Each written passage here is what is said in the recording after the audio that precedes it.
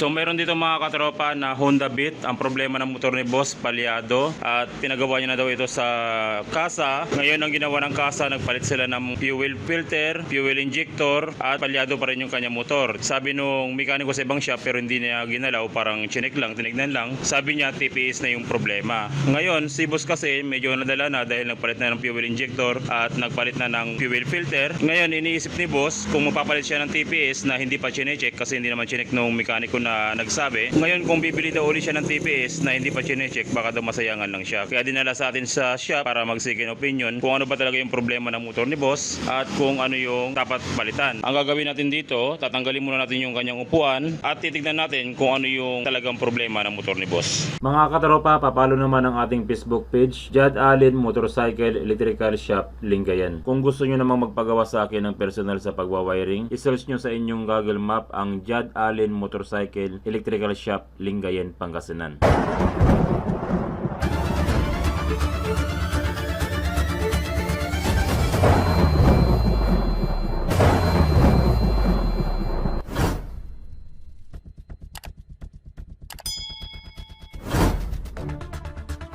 So ito na yung motor ni boss mga katropa, tinanggalan natin yung upuan tsaka yung kaha sa gilid. Ito yung mga common na issue ng mga Honda Beat kapag palyado. Unang-una yung kanyang fuel filter. Kapag marumi na yung kanyang fuel filter, syempre magpapalyado na yung ating motor. Hindi na nakakasupply ng maayos ng gas dito sa ating fuel injector. Pangalawang issue ng ating motor kapag palyado yung kanyang fuel injector. Pero napansin ko rito wala na yung lock ng kanyang fuel injector. Hindi na ibalik yung lock niya. So kapag sira na yung kanyang fuel injector, syempre hindi na rin siya makabuga ng maayos ng gas kaya nagkakaroon ng palyado. Pangatlo, yung mga wire dito sa ilalim ng ating throttle body. May wire tayong makikita ito sa ilalim. Yan, ginawa na nila ng paraan. Minsan kasi yung wire na to nasusugatan katulad nun, no, kung mapapansin nyo, mayroon siyang marking ng wire. Ayan, no, marking ng wire yan. Diyan kasi nakapatong yung wire. Syempre katagal-tagalan, nagagasgas yung wire natin dito sa ating body at nagkakaroon ng sugat. Kaya nagkakaroon ng palyado. Pang-apat na nagiging palyado sa ating motor sa Honda Beat, yung spark plug cap. So common issue din ito ng mga ibang motor, hindi lang ng Honda kundi ng Yamaha, na kapag nagkaroon ng problema yung kanyang spark plug cap, nagpapalyado din. At panglima, yung ating TPS. Ito yung pinaka-common issue rin ng ating Honda Beat o kaya Honda Click. Kapag palyado, nagkakaroon ng problema yung TPS. Ngayon mga katropa, since sabi ng customer,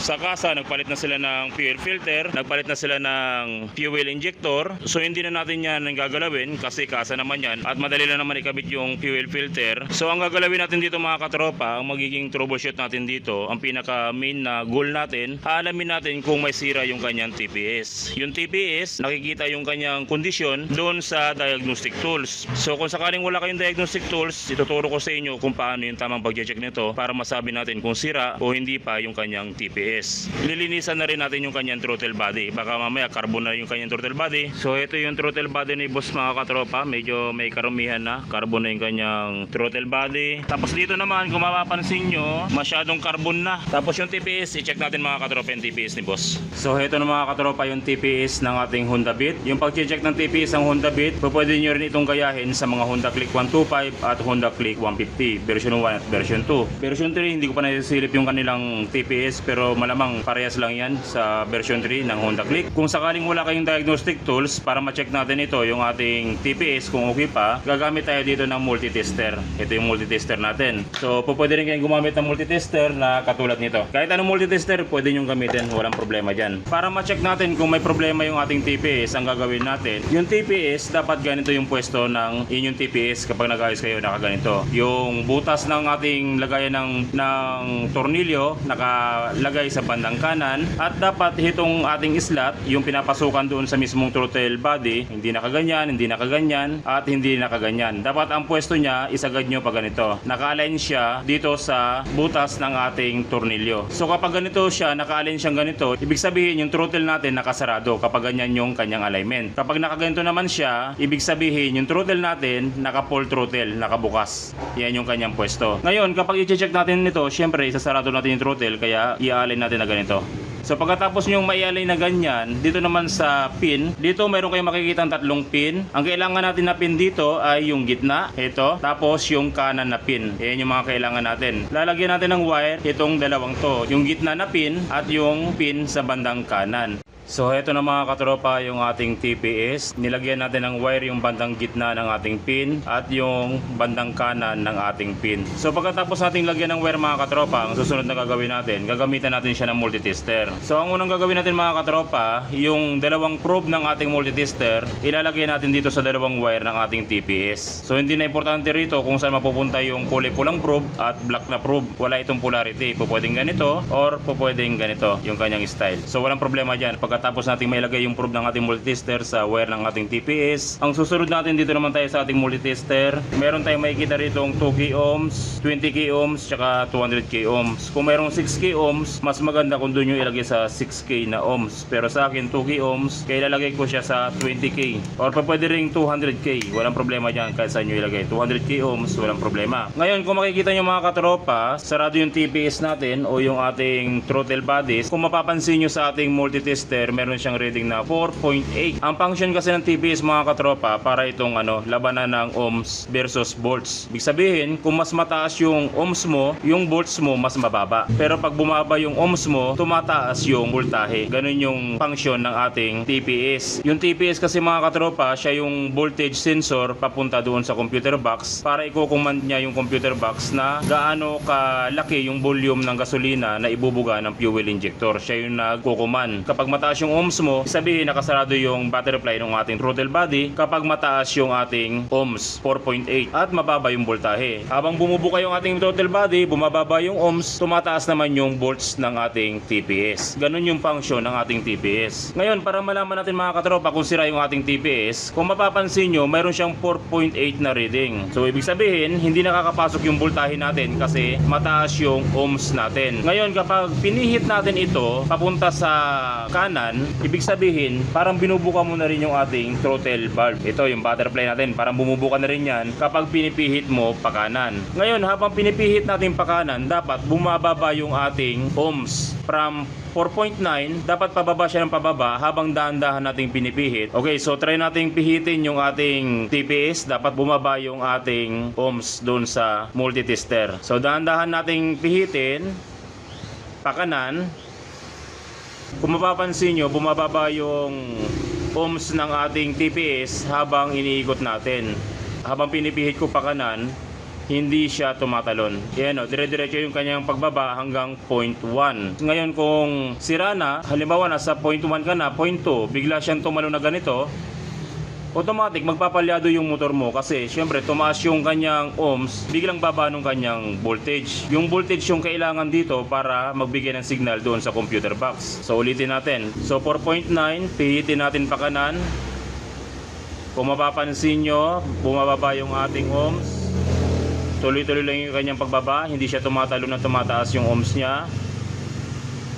2.9, 2.6, 2.1, 1.9, 1.6. So hindi tumatalon hanggang bumagsak siya ng yan, 0.2 hanggang 0.1. So ibig sabihin mga katropa, since hindi tumataas yung kanyang ohms kapag pinipihit natin, bumabagsak lang siya, good yung reading ng kanyang TPS, walang problema. So dito naman mga katropa, meron tayong isang TPS dito na sample na sira na. Kung kanina nag-multitester tayo dun sa isang TPS, okay naman siya, good naman yung TPS ng multitester natin. Ito meron tayong sample dito na sira na yung TPS para makita nyo yung kanyang reading. So ilalagay ko rito yung wire niya sa gitna ng ating multitester, tapos yung kabilang wire sa bandang kanan ng ating TPS. Ngayon, kung makapansin nyo mga katropa, mayroon siyang 14. Mataas na masyado yung kanyang reading. Siyempre, pag mas mataas ang reading, mas hindi papasok yung voltahe natin. Ngayon, subukan nating pihitin. Ito mga katropa yung sinasample ko sa inyo. Ito yung reading ng sira ng TPS para ma-idea rin kayo sa itsura ng reading ng sira ng TPS. Pakanan yung ikot natin, dahan-dahan natin ikutin.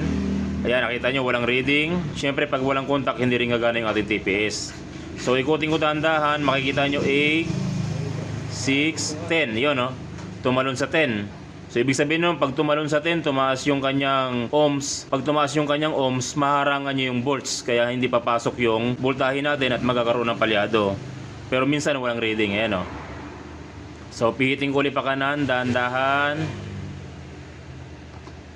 Dahan-dahan nating pihitin pa kanan. Yan, 13, 5, 13, paiba-iba ng reading. Nakita nyo yung sirang TPS. Ayan, 5, pababa ng pababa. Hanggang 6, 7, 8, 10. Ayan o. So kapag ganyan, palyado na yung ating TPS. So ito yung TPS ni boss mga katropa. Good pa naman, tsaka mukhang original pa. Hindi natin papalitan kasi walang problema yung kanyang TPS. Good yung kanyang reading. Ngayon ito mga katropa, itong kanyang insulator, pinabuksan ko, pinacheck ko kung good yung kanyang o-ring. Ngayon pagbukas namin, ito yung kanyang o-ring. Yan. Kung mapapansin nyo, putol na yung kanyang o-ring. May naiwan pang natirang o-ring dito sa kanyang putol-putol na yung o-ring niya. So yun na yung pinaka problema niya mga katropa. Solve na natin yung problema ng motor ni boss. Bakit humahagok? Kasi yung kanyang o-ring dito sa kanyang insulator sira na. Yan o. Syempre pag sira na yan, singaw, may chance na humagok at putol-putol yung under ng motor. So ang gagawin natin dito, bibili lang tayo ng buong insulator. Tapos dalawang o-ring na bago kabilaan. So ito na mga katropa yung nabili ni boss, pero hindi siya original. Hindi original boss replacement lang yung nabili ni boss kasi mahirap maghanap ng ganitong klaseng piyesa dito sa Lingayen at dito sa amin. Ilalagay natin to, i-assemble natin. Tapos ito naman yung fuel injector na pinalitan nila boss. Ito yung original niya. Nagpalit sila ng bago kasi akala nung gumagawa fuel injector yung sira dahil namamalyado yung motor ni boss. Yung pala, yung sira, ito. Buti boss, hindi ka pa nakabili ng TPS mo Muntik na. Muntik na. So i-assemble natin ito mga katropa at ititesting na natin kung mamamalyado pa yung motor ni boss o hindi na. So ito na mga katropa, na-assemble na natin yung throttle body ni boss. Tapos nailagay na rin natin yung bagong bili natin, yung nabasag. Ngayon subukan natin siyang panda rin. Susin natin. Titignan natin kung wala ng palyado. Push button natin. Yun o. It's alive. Nawala na yung palyado niya mga katropa. Yun lang yung problema niya. Muntik na pabilihin si boss ng TPS. Buti na lang hindi siya bumili. So yun na, napakakalmado na ng motor ni boss mga katropa. Wala nang palyado. Isa pa. Dati dumating si boss dito, mahagok-hagok. Parang mamamatay-matay yung kanyang makina. Pero ngayon yung makikita nyo, yun o. Bukan natin apakan. Yun o.